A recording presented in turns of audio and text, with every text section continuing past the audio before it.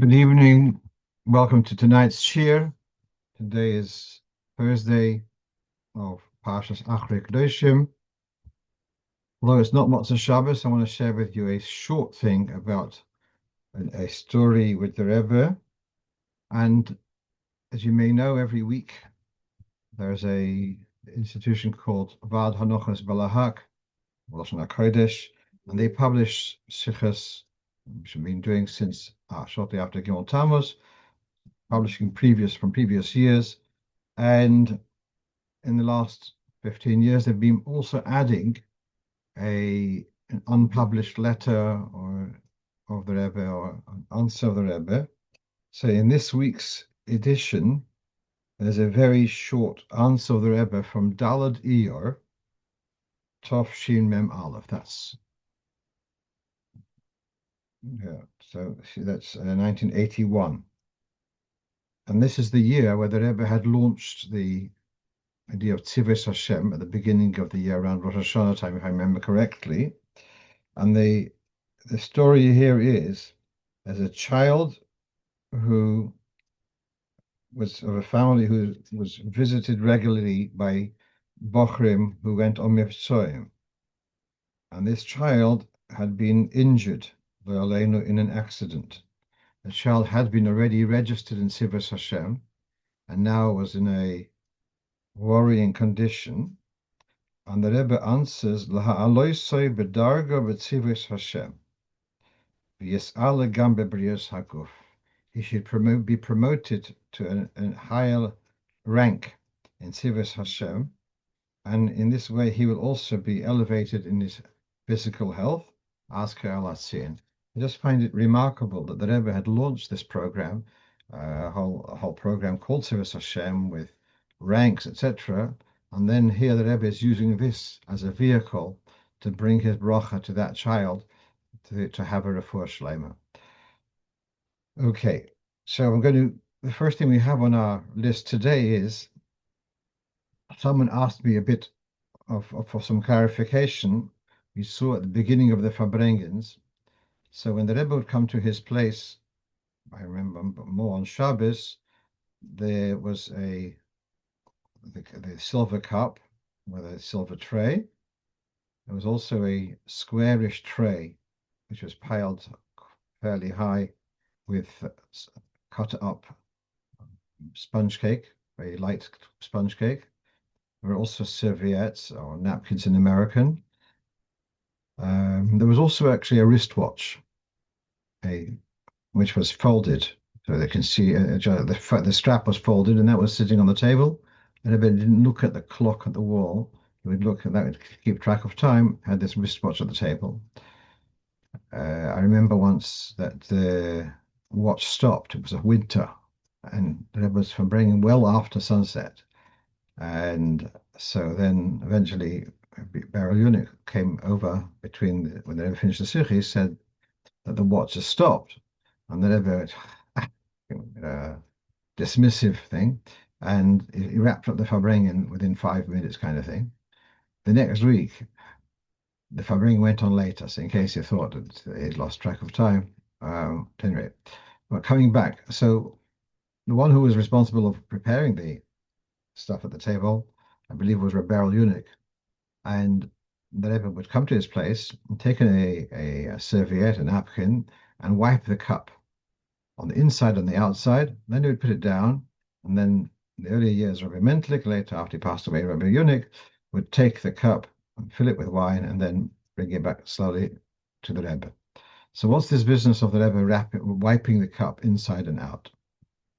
So what you have in Siman Kuf Pei Gimel, you have a Sorah Dvorim Nemer B'Kos Shel Bracha. You've got 10 requirements for the Kos Shel Bracha.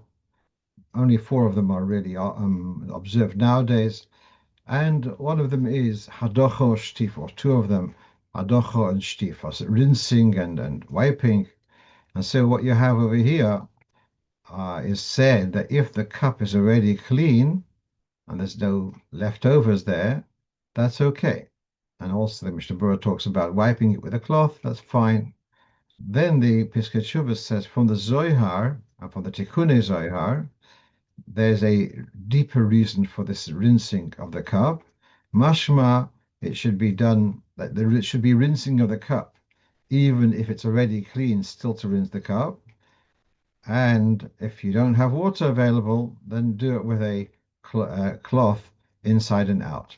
So on the left of the screen, we have the Lashon of the Zohar, or Tikkun Zohar actually, where it talks about Hadocha and Shtifa, rinsing the cup on the outside, inside and the outside, and got to do with a Tihare V'Kidshoy. There's something in it, Al Kabbalah, of rinsing the cup. And if water is not practical, then to use a cloth. So that's what we saw the Rebbe doing. And in the notes in the Piskei Teshuvos, he quotes from the Darkei Chaim V'Sholem, where the Munkach would also make a point of wiping or rinsing his cup himself, rather than just leaving it to other people. He would do it himself.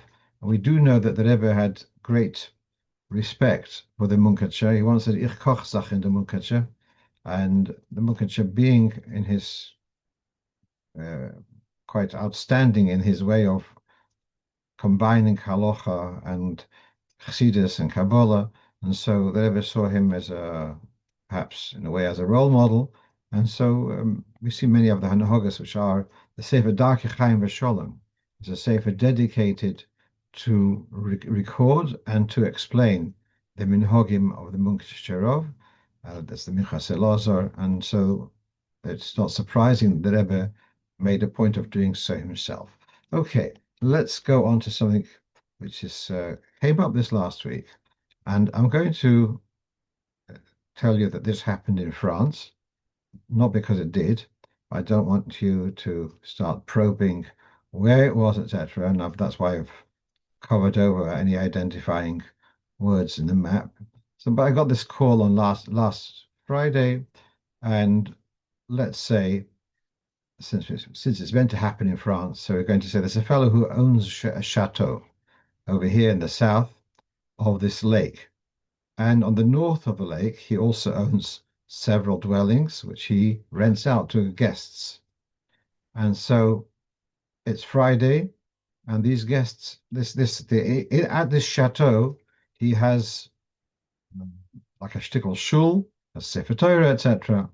And then he has his guests on the other side of the lake. And the plan is that the guests will walk on Shabbos, walk around the lake, and come to the chateau and to be there for Shabbos davening. The problem is the distance. So we do know there's a concept of Tchum Shabbos, which means that we're not allowed to walk more than 2,000 amos beyond the built-up area. So for most of us, that never becomes a problem during most of the year. It's only, people go on holidays to the country, that's when it becomes an issue. So from looking on the map, it works out from the dwellings, rental dwellings, till the chateau. If you walk around the lake, it's 3 kilometers. Now, the shear of Tchum Shabbos is 2,000 amos. If you take an amma as 48 centimeters, so 2,000 times 48 centimeters brings you to about 960 meters, a little bit less than a kilometer. Now, so that my first reaction was 3 kilometers, no chance. Now, there is something called Eruv Tchumen, which gives you the opportunity of placing some food beyond your built-up area, and imagine as if you dwell where your food is, and that gives you now a radius of 2,000 amos around that food, so you can go from your comfortable home till that food, and another 2,000 amos from there onwards. So you could kind of double your distance from having a permission to go 2,000 amos to go 4,000 amos, which means to be able to go 2 kilometers in total. As I said, that from the dwellings until the chateau is 3 kilometers. So I was in the impression there's nothing to talk about. So one of the guests in those dwellings asked, could we, if there's a island in middle of the lake, could we put the Yeda of Tchumen in middle of the lake? So he said, no, that's not possible. Actually, Gemara, though it doesn't say this in Gemara talks about if someone put the Eid of Tchumen food on the upper tree, and so then he wants to be able to come there and then walk another 2,000 amas. But when he comes to the tree, you can't climb a tree on Shabbos. It could also be a question of Rosh Hashanah, Rosh Hashanah, and the Gemara says, "Hu b'mokim echod ve'eruv b'mokim acher." That doesn't work. You have the eruv has to be accessible. Therefore, having an eruv floating or sitting on a perch in the middle of the lake doesn't doesn't solve the problem. So then it came back, and it's a little bit more helpful, and that is that although on the screen it looks all nice greenery, you if you go closer in, or you'll go and Google whatever walk, whatever it's called, you can actually see that there's this road, which I'm pointing to with the arrow, has got a number of houses, and each of those houses has got land, and the land is surrounded with fences. So it's Rishus HaYochids. So, or Rishuyos HaYochid, I know. So effectively, you've got here a village. In the north of the lake, there's a village of some sort, and that allows you possibly, so long as they are one after the other without gaps of more than 70 amas, the gaps of 35 meters, not between the houses, but between the properties, because the whole property is considered a unit. So if there's no gaps of 35 meters, so then you can consider all of one contiguous village. And so somehow we worked out that that contiguity continues around the north of the lake, and possibly where part down the east side of the lake, which I'm pointing down at now with the arrow, until somewhere where there's greenery finishes off. But from this point onwards, the most of the eastern side of the lake, there's no dwellings and there's no fences. It's just open land. So that's where you'd have to start measuring your 2,000 amas. Okay, so then that made it a bit more helpful, but it's more than 2,000 amas, or more than a kilometer from that point until the chateau. So then we came up with, all right, we have the eight. So I said, put an eight of tchumen. Now you could put eight of tchumen, you can put bread out there, and it has to be, it's likely though, if it's put out in the wild, likely is that some wild animals, rats or weasels might come and enjoy it, and then you don't have an Eruv. So some people instead, it doesn't have to be bread, it can be also something which is eaten with the bread. It can be a jar of jam, a jar of peanut butter, and so you could put your jar of food over there, and it's going to be safe vis-a-vis the animals. Tuck it away under some bushes, and it'll stay there safely. And that will allow you to go till the Eruv, till the jar of peanut butter, and then another 2,000 amas, another kilometer thereafter. So that was how we left it. That would be okay. There were two questions which I'm going to confess I made a mistake with. One question was, and that's why I'm clarifying this. One question was, could the Eruv, like it facilitates for the guests to come around the lake to the chateau, could the owner of the chateau use the Eruv to come back and visit his guests in the dwellings? And I'd said it works for both ways.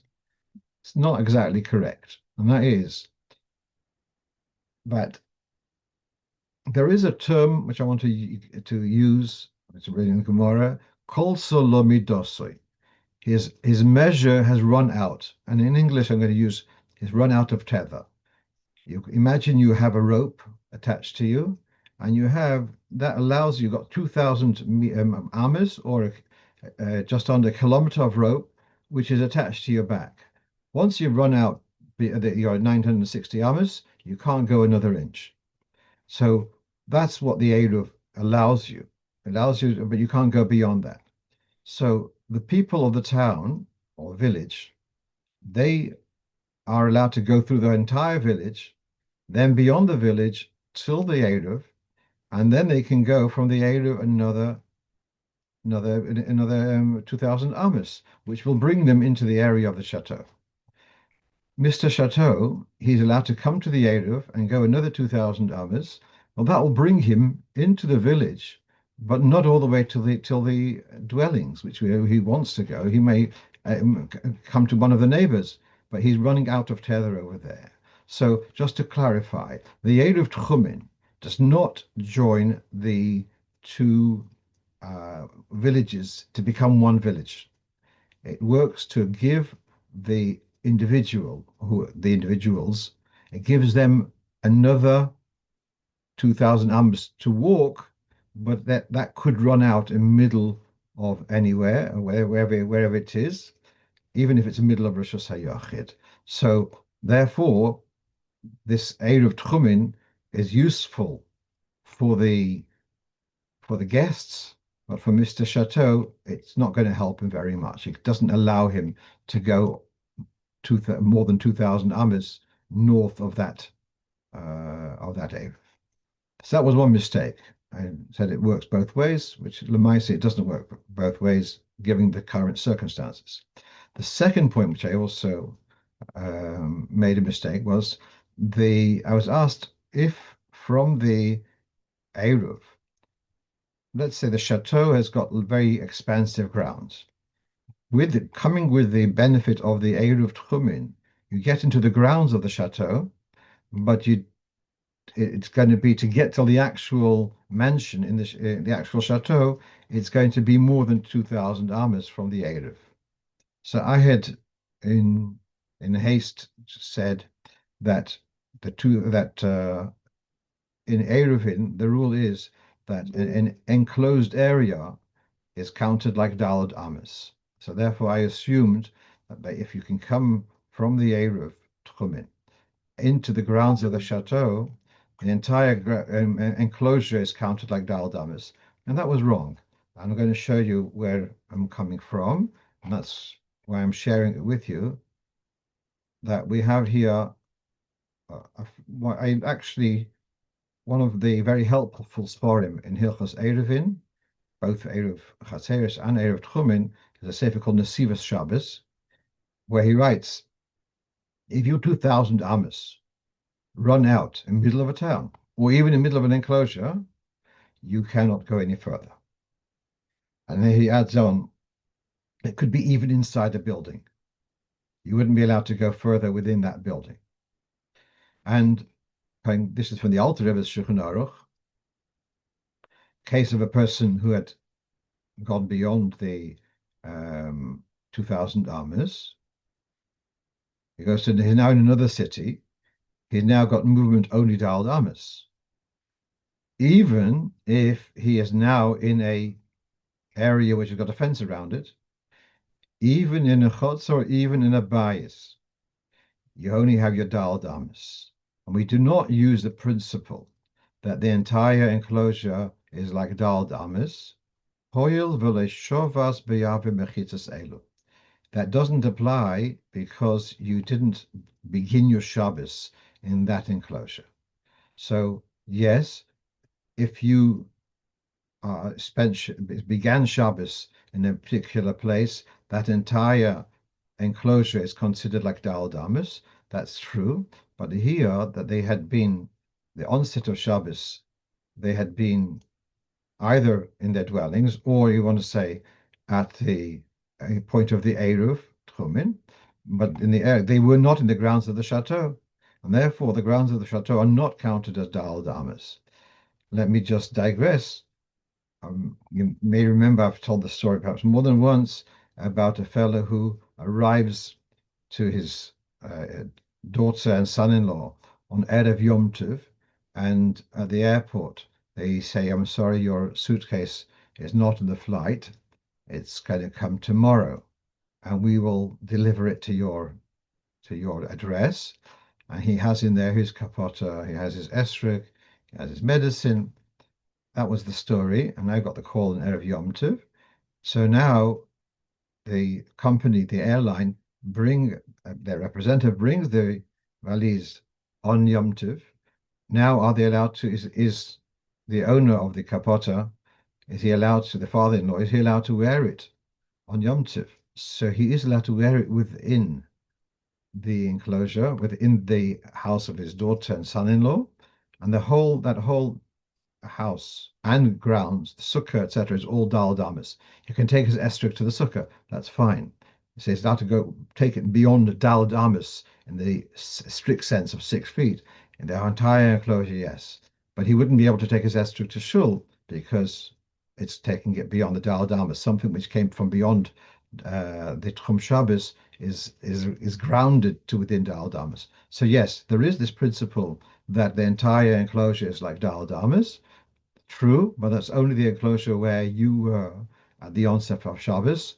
That wouldn't help in the case at hand, where they want to be able to go into grounds and then continue beyond 2000 Amas by virtue of it being the entire grounds of being Dal Damas. That doesn't work.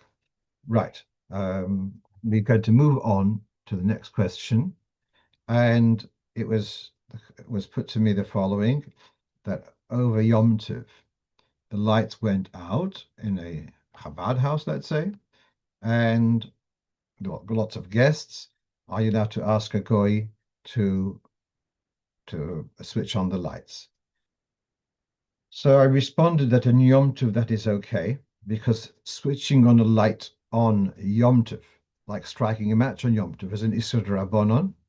And one of our very useful rules is that Shavuos de Shavuos L'Tzorech Mitzvah, you are allowed to do a what's I call it a double drabonon in the mitigating sense. In this case, to ask a goy to do an act, if I would do it, was it's a drabonon. So I'm asking a goy, Amir noch is a drabonon. So shvus to shvus, flotzerach mitzvah. So to ask a goy to switch on the lights on Yom Tov, so that you'll be able to enjoy your Yom Tov. I think this, as beautiful as candlelight may be, I think we would find it very difficult to cope with just candlelighting as the way we are used to. So yes, you could ask a guy to switch on the electricity. But I said, don't ask me about Shabbos. So of course he did ask me about Shabbos. Yeah, so the next thing, what about Shabbos? So you cannot ask a guy to switch on the lights. There's a famous shtick. You bring a guy into the house and you say it's dark in here, you offer him a drink, and then he switches on the light, so he should enjoy his drink in your house, and then he goes on his merry way. That might work.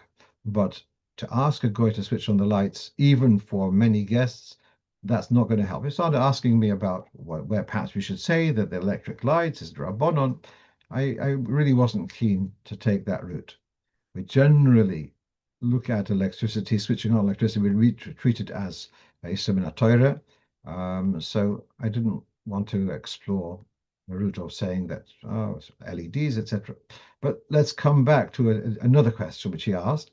Can you take it? So asking a goy, let's say that's out of the picture. Asking a child who's under the age of chinuch. So then would you be allowed to tell the child, bring the child to the switch to tell the your darling to press the switch? So now that brings us very, so I looked around, and that brings us to a very interesting halacha. There is something of, we're not allowed to feed a child treif. So although if a child eats treif, you don't have to stop the child from doing so, but we're not allowed to feed a child tray for food, and that's the Isum in HaTorah. So loy soichlu and loy sachilum. We're not allowed to. It's the lashon Gemara is sfina lebiyadayim. To feed a child treif is Isum in HaTorah. Also, in the similar context, to if a little boy is a kohen, to bring that child in contact with Tumas Mace is the Isum in HaTorah. If the child goes on their own, it's a different story. But we are not allowed to feed treif to a child. There's a famous Shuvah Chassam Sofer about a girl who had mental problems, and then she needed to be in an institution. And there was a question, there's one institution which is better, but it doesn't have serve kosher food, and the other institution is not as good, but it has kosher food. And famously, the Chassam Sofer says that the non-kosher food would actually impede her recovery. Therefore, he says to send to the kosher. Fine, but so even a person who is mentally incompetent, you're still not allowed to give them a tray for food. And the same thing is with a child. To feed the child Chil Shabbos is forbidden. So and certainly to tell the child, press the switch to do a melacha. So this is, you got here two Sfarim, contemporary Sfarim. One is a Piskei Teshuvos, one is a Orchos Shabbos. That's a pretty good contemporary work. He says he addresses mamish our situation. The lights have gone out, and there's a need for light. He says you can put the child near the switch. And if you know the child's playful, likely would press the switch, that would be okay. By putting the child near the switch, that's not exactly feeding them the malacha. And you're not saying anything. The child, if the child does it, it's just because the child enjoys pressing switches. It's not a question of chinuch, it's under the age of chinuch. But then he goes on. But if the child does understand that it's important for you that he lights the puts it on the lights, that's osur, because he realizes he's doing emalocha on Shabbos for you. That's not okay. Um, so certainly to tell the child, you know, press this switch, that's not okay. To have the child right nearby and the child on their own by their own volition will press the switch, as children sometimes do, that would be acceptable, but not to instruct and not to indicate to the child that this is a desirable thing. Right. I'm just wondering. There is, in the context of a goy who switched off the lights, there is a way of saying to the guy, "What do you do here? Why do you switch the lights?" And the guy gets all flustered. Oh, I switch back on again, and that's okay because you didn't tell them to switch on the lights, and they just want to get out of trouble. I'm wondering whether that would be. I'm not going to child abuse for the moment. Just would it be acceptable to tell the child, what do you do? I'm not so keen, in that case, to tell the child because then the child's still doing it for you, whereas the guy is doing it for themselves. Okay, let's move on. Right. Case in point to have some covers on the switches so to avoid these problems. Right. Now, a young man had a baby born during the week, and it came Friday, and he was doing avodas perech. He was doing the laundry, and it came Shabbos, and the laundry is still wet, and he popped it into the dryer and is asking, can he leave the dryer to continue working into Shabbos? So this is from the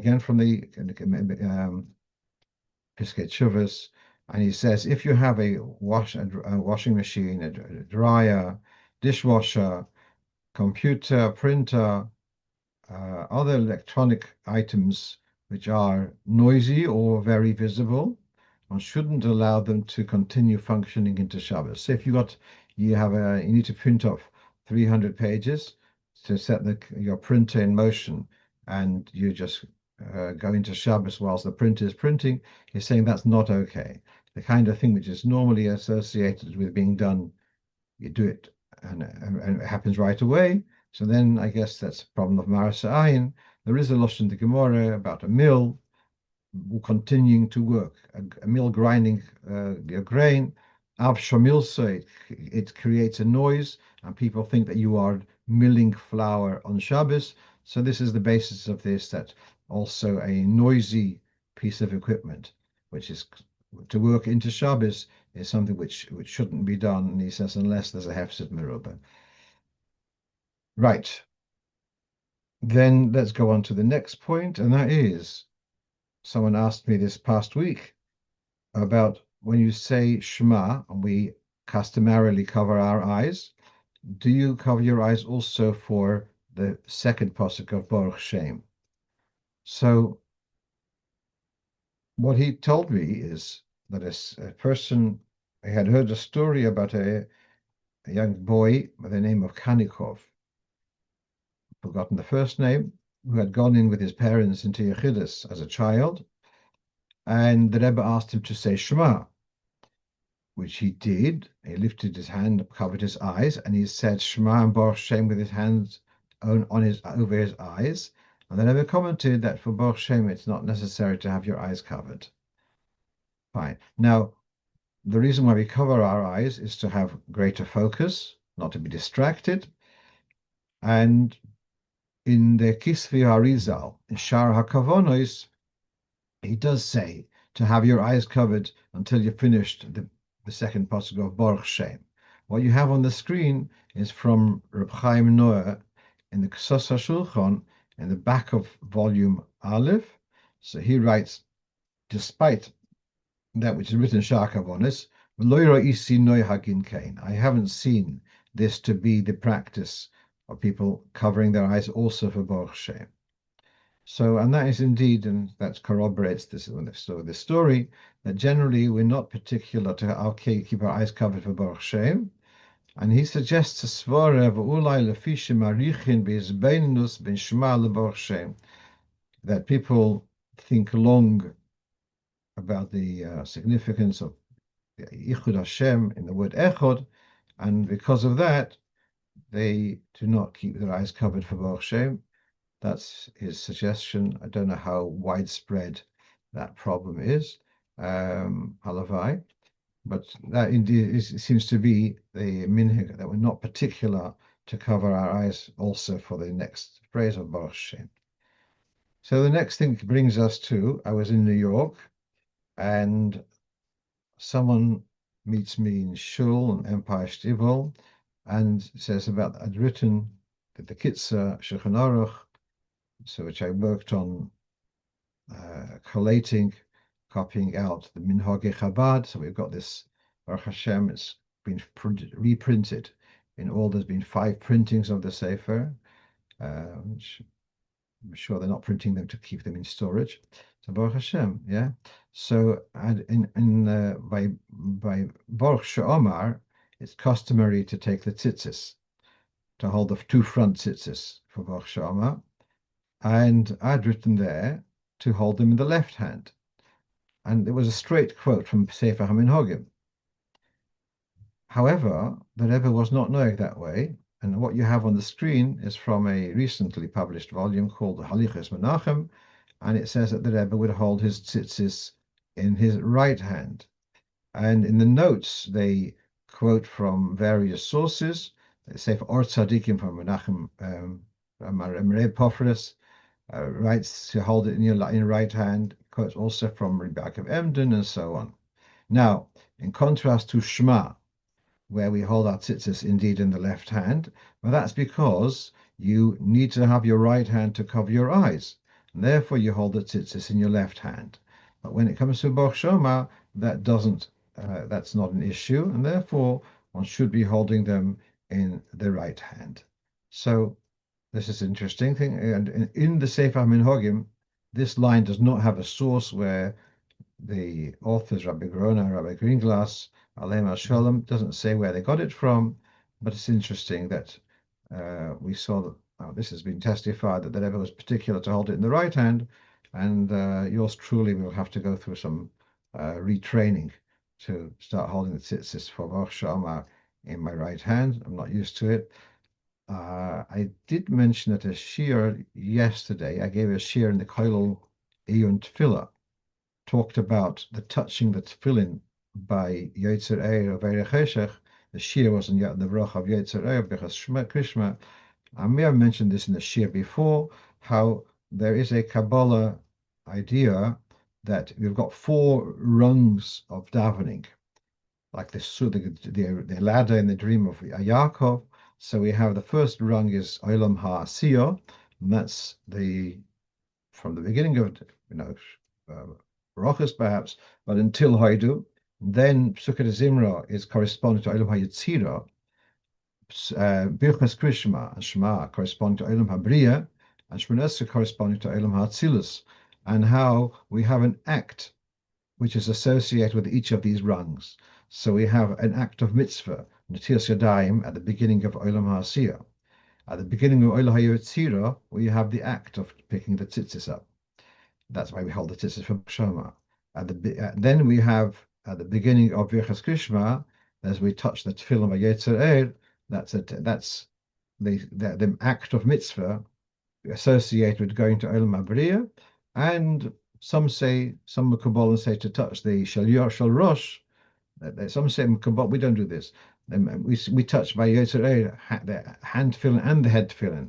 Some Kabbalah say that by Yetzer you should touch the hand tefillin, and by Goal Yisrael you should touch the Shal Rosh, and that's the idea of having another act of mitzvah associated with Olam HaTzilus. At any rate, I just brought that in because why is there a point of picking up the tzitzis?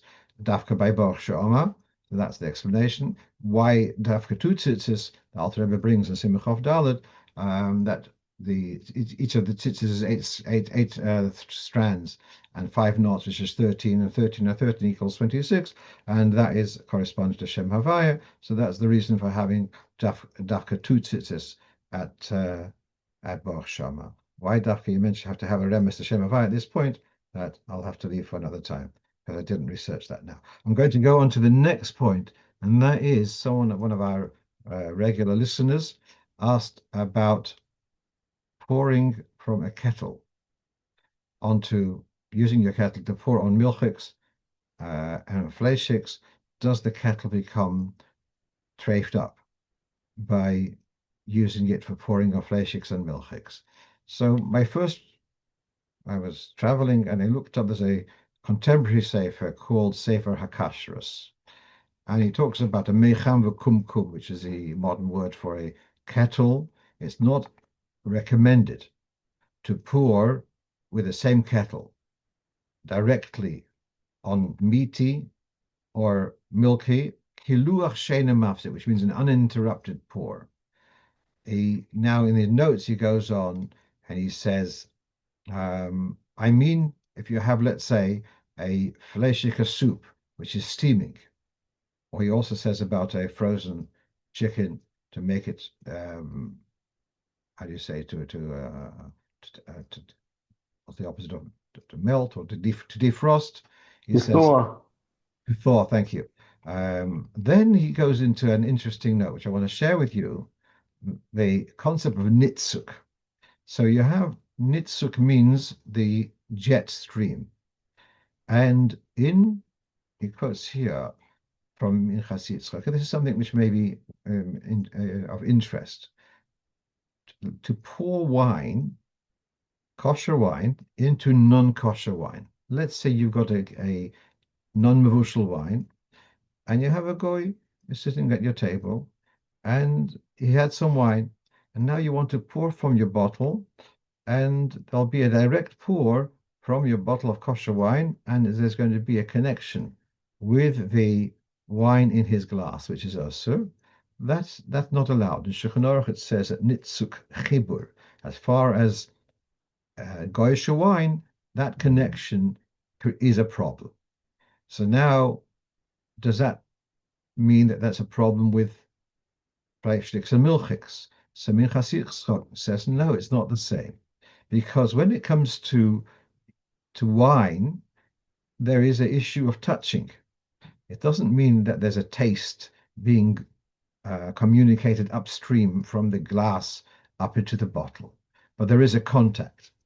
Lahavdil, I don't know whether lahavdil or not, but if you think about electricity would also find its way upstream too. So there's a contact. Therefore, with wine, that's not okay.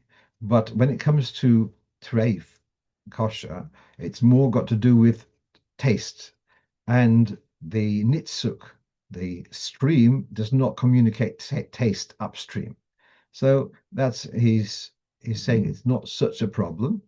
And then he quotes from Rav Brownsdorfer, if you pour it not directly into the food, but to the side, that would be okay. So that was my first port of call. But I want to go back to where we have in Shulchan Aruch. This is in Siman Kufhei in Yeridei, where it says you're not allowed to pour if you have a keli which has got, let's say, fat or like a oil, you wouldn't be allowed to pour into a lamp which has got non-kosher fat in the lamp. So we're talking in days when people would use animal oils, animal fats.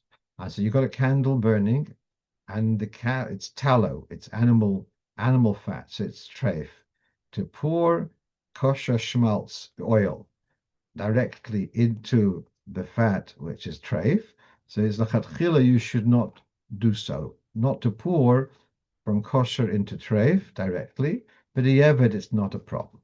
So that's what's written in the Ramah and Kayudadeya. Now, I often quote the Piskei Teshuvos.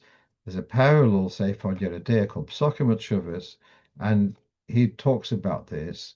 And I would like to go through this carefully. He says, in summation, pouring kosher drink into a pot which has got treif, which is hot, or pouring milk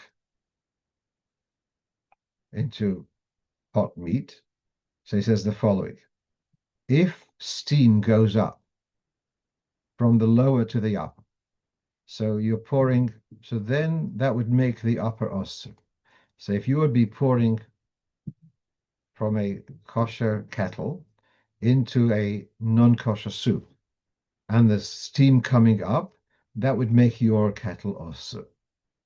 It goes into further, if you poured parva water, yeah, into a fleischiker pot and the steam coming up. So then, if it's close enough that the steam from the soup is going to come into contact with your kettle, then that would make your kettle fleishik. If the steam by the time it comes to your pot is not so hot, then your your kettle will remain pure. So it's not something to be dismissed totally. It is an issue if you pour close enough. If you're pouring hot water into your cholent and it's close enough for the steam of the fleshika cholent to come up to your kettle whilst the steam is still hot, that would be an issue of making your kettle fleshik. It doesn't mean that the water of the kettle would become fleshik, but it's something which to be avoided lechatchila. Why do I say that last point? If you boil the water in a parava pot, sorry, if you boil the water in a fleshik pot, but it's more than 24 hours after it was used for flesh, that water would still be parav, conserved not banad. So it is an issue, but not so extreme. Okay, so now it's just Bahashgacha Protis. Some were told, I was talking with someone, he said in a particular yeshiva, the very strident Rosh Hashiva, and you have this nightmare. It comes after Pesach, and a bocher comes, and he hasn't had a haircut since Yud Shvat or something. It's Heilig. You're not allowed to have a haircut in Sfira Soimer. So you're the Rosh Hashiva, and you got this boy which is looks totally unsuitable for a bocher yeshiva, and he from kite. So this Rosh Hashiva says, "Go get your haircut." Well, Sphere, I know how Shulchan Aruch better than you. He says, tells the boy, "Go get a haircut." So someone asked me this question this morning, and predictably, it's the same story in different yeshiva. He has a boy come back after Ben Azmanim, after Pesach, and he does not look like a Chassidish Bacher with his haircut, and he's got. So I told him the same story, and I decided to look it up. So this is from the Nisa Gabriel, and he says if a person has a beloiris, person's got what we call in Yiddish a chup, a big fringe, he's allowed to cut it off, allowed to have his hair cut. Tzorech mitzvah. So tzorech mitzvah to take it off.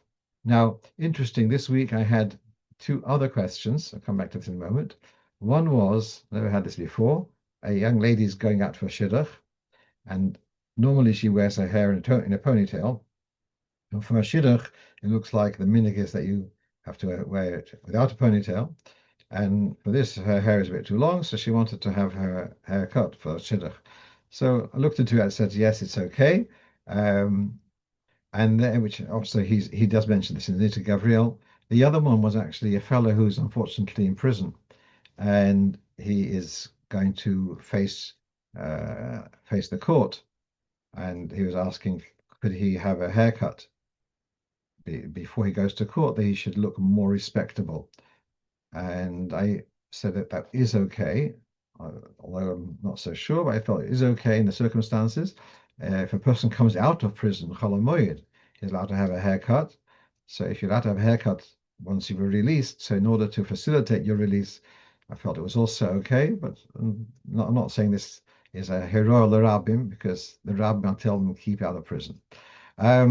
Now, coming back to this bocher, so he says, the Nita Gabriel says, send him to the barber, have a haircut. And he quotes here from the one of the Belzer Rebbes that someone who would make a point of having leaving a troop of sorts, he would tell him that he's allowed to have a haircut even Bein Hametzarim, even in 3 weeks. And he compares this indeed to the Ramo in Hilchos Chalamoyed, where it talks about the Tzorech Mitzvah having a haircut even Chol Hamoed. And then about this business of having a shup, he refers to the Kedushas Levi from the Barditzera in Parshas Yisro, where he talks about the disgrace of having long hair, where it's inviting the Sitra Achra to cling. And in addition, I did not look up the Kedushas Levi. Um, Unfortunately, the people who have this problem don't necessarily ask Shilas about it. It's only the mashgiach has to, unfortunately, deal with it. The other thing is, he says also having long hair does become an issue for your tefillin. That if a Nazir is allowed to wear tefillin, yeah, that's fine. But if you make a whole big do over your hair, then you make it a davar choshev. Then that becomes a question also of chatzisa for tefillin. I'm looking here at a few of the questions here. Does lifty do in left? And that's possibly about holding. Sure, that's going back to the Becher. I don't remember. Right, right. So, as I say, the issue of chatzitza is because you're making it into a davar choshev. The long hair per se is not the problem for tefillin, but it is when you've made it into a choshev entity, then I think that Machzor Shekel is the one who goes to town about it. Right, let's go on to our next point, and that is I was having rest this afternoon, and I got woken up with a call. What's the what's the bracha on sandwich ice cream? So for those who are unfamiliar, it's I guess two biscuits, and in between there's a layer of ice cream. And so it's similar to the question of you have ice cream in a cone. And I told him, uh, half asleep, that you make two brachas. And so afterwards, I felt a little bit guilty, asking him, I'm half asleep. But I looked it up. So here we have, this is from the Sefer Shari HaBracha, contemporary Sefer, and it's written in Hebrew, obviously. And so it looks like what I've just described is called kasta or kaseta in Hebrew. And he describes it a layer of glida, that's ice cream, which is between two biscuits. So he says you should separate the two species before the bracha, and on a bit of the biscuit you'll make a bracha beri minim zaynis, and a separate bracha on the ice cream shahakal. The reason being, we know that in a combination of two foods, mezainis always comes up, the most important one, becomes a dominant factor. It's still difficult to accept that when the whole purpose here is clearly the ice cream and the biscuits are basically to hold it. So as there is, and the poskim do contemporary poskim differentiate whether the cone for the ice cream has got a bit of a sweet taste to it, or it's just totally bland. It's mamish just a holder. But so to say that the biscuit is the ikir and the ice cream is just toffle, that's difficult to accept. On the other hand, to ignore the biscuit and just say shackle is also difficult to accept. And that's where you have the advice of the poskim to break off a little bit of the pastry, make a bracha mazonis, and then to say a separate bracha on the ice cream, a shackle. Bracha achroina, the likelihood is that the two biscuits will be less than a kazayas, therefore they wouldn't warrant a bracha achroina. The ice cream, assuming it's got a kazayas, so then you'd say a bracha achrona on the ice cream. There is a lot of discussion in contemporary poskim about ice cream. What is ice cream a fluid, or is it a liquid, or is it a solid? Of course, we eat the ice cream in more in a solid form, but if you leave it, it would in at room temperature for a long time. It would come into a liquid. So the afkamina is the bracha achrona for kazayis or for revius. But I believe the general view is we see it as a food, and therefore kazayis of ice cream is enough to warrant a bracha achrona.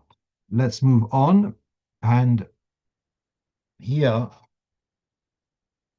when it comes to kedusha, so the chazan is I don't know whether Yechidim in some communities with V'korozel Zev Omar, so it turns to the right and the left when saying V'korozel Zev Omar.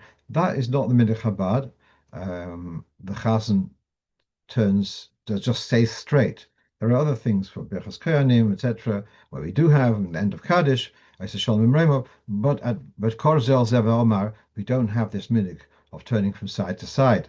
And what you have here, this is from the Siddur, my Siddur in this location, in by Kedusha in Shachris weekdays.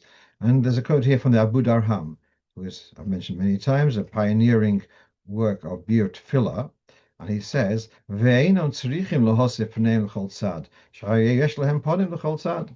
The malachim do not need to, if they want to talk to the malach next to them on either side, they do not need to turn, because as described in Nevuah of Yechezkel, if I'm not mistaken, the malach is described as having four faces, one in each direction. So if you have faces in the different directions, you don't need to turn your head. So because there's no need, V'korozel Zevi Omar, there's no need for malachim to turn. And so if we are trying to emulate the malachim, so we don't need to turn to either side. Finally, and this I'm going to go back to something which we discussed before Pesach. If you remember, before Pesach, we went through a few points of the Haggadah. And one of them was in the Heilach Ma'anya, at the beginning of Magid, where you have Lashona Habo, Hashato Hocho, Lashona Habo Be'arid Yisrael, Hashato Avdin, Lashona Habo B'nei Choyrin. And we have the Rebbe quotes in the Haggadah that the Rebbe Rashab, curiously, would change the word Habo in two ways.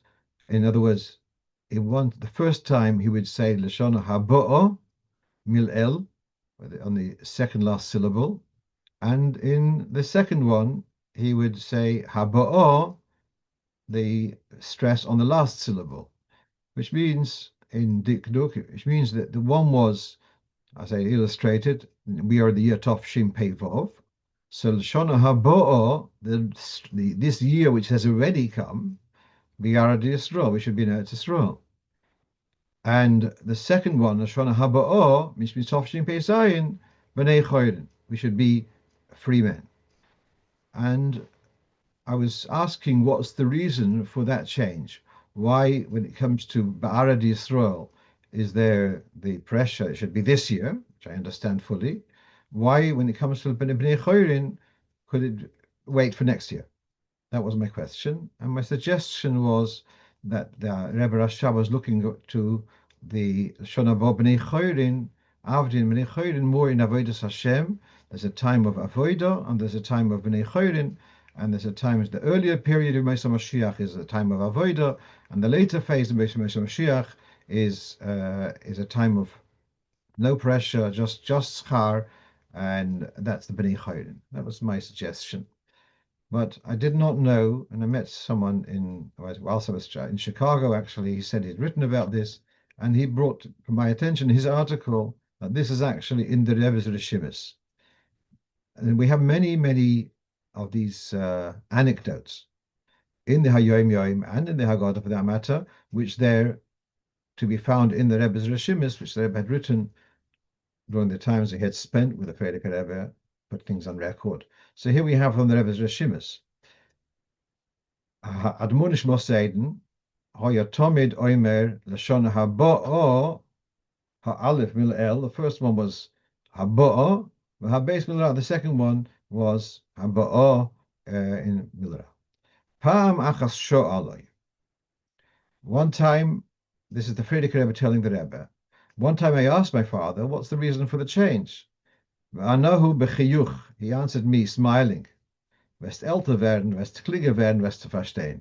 You'll grow older, you'll become smarter, and you'll understand. So he did not give him an explanation. One time, Sha'oloi admunish mosein madate hu bozeh. So one time the Rebbe Rashab asks his son, the Frierdiker Rebbe, what do you think? So one time he'd kind of avoided answering. Another time he put the question back to the son, asked him, what do you say? Vayane. And Frierdiker Rebbe says, I answered the following. Shividati al derech rochel bo'o and bo'o. It's, well, the difference is, as Rashi in Chumash talks about, rochel coming with the sheep of Lovon. One time it says bo'o, one says bo'o, and Rashi says one is in the past, one is in the present, one is one is in the present, and one is in the past. Yeah. All right. That's that dikduk we know. But then he says, Ki ba'aradi Yisrael. This is now the explanation. Ba'aradi Yisrael, to come to Eretz Yisrael, ein sorech hakdomis lozeh. We do not need any preamble to get to Eretz Yisrael. To mechakim b'chol eis. We are anticipating any moment to come to Eretz Yisrael. So therefore we say Hashono habo'o b'aradi Yisrael. We are ready to be there in a flash. Masha'enkim b'nei chayrin. But as to be in the state of freedom, that is something tzorach hakdoma sagula. So he seems to be differentiating being physically in Eretz Yisrael and the geula. So hakdoma sagula ve'enim muchlet. That's not so obvious that you can come to Eretz Yisrael whenever you want, but flights permitting, by the way. But to be bnei chayrin, that's beyond us, and we need for the geula. It's not so muchlat, not so obvious. So that's what the Frierdiker Rebbe said. Then the Rebbe adds in brackets, as he assigns himself of HaKosev, the one who's recording this, Tzorch iyun hapirish bezeh bayachas lachiluk de milra mil el. I understand the difference between coming to Eretz Yisrael and the Geula, but I don't still understand how that's got to do with the present tense and the future tense. I don't fully understand, because I think what he's saying is, why can't we have Moshiach now, right away, and have therefore Bnei Chayrin this year too? Why is it for next year? Then, Lafia Nias Daiti, I'm going to finish off with this. The Rebbe says, Lafia Nias Daiti, Ulay Ef Shaloimar. And the way, see, in the Rishima Sayomen, the Rebbe wrote things very short, and the first volume has it faithful as the Rebbe had written it. The second part of the volume has what they call pianuach. They've explored and added words. So the way the editors understood, here the Rebbe is actually saying an opposite position. That the idea of freedom we've been given by Matan Torah. The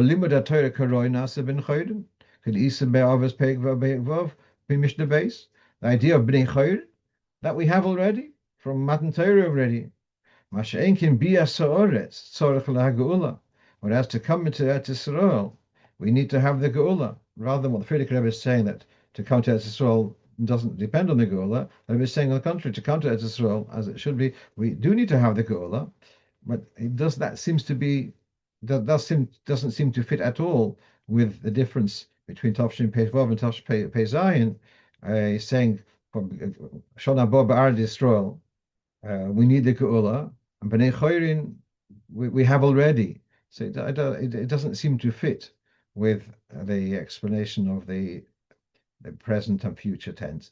So that's what we have. The Ikka is we should take bizoichel Lashon Habo, this year which is ready come, Tafshin Pei Vov, we should be Be'arad Yisrael, and that should be with the Geula Shleim with Moshiach Tzidkenu. Kol Tov, a Guten Shabbos, and Subbos Tevis. Kol Tov.